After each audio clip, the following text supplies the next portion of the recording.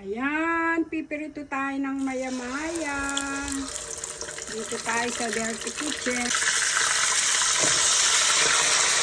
Ayan, dito na.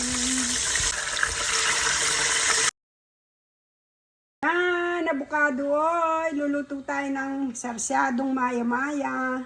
Isa na tayo, bawang, sibuyas. Ito na ng ating sibuyas at bawang.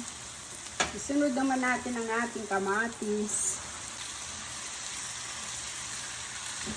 Yan na natin ang patis, pepper, red pepper, 4 cubes.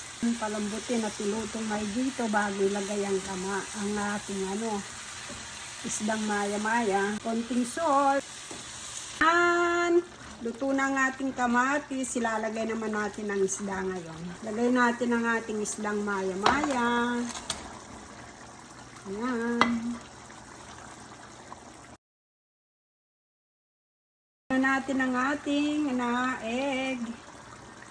Ayan, niluto lang maigi ang egg na yan para hindi magbubo. Kailangan ihalo natin siya.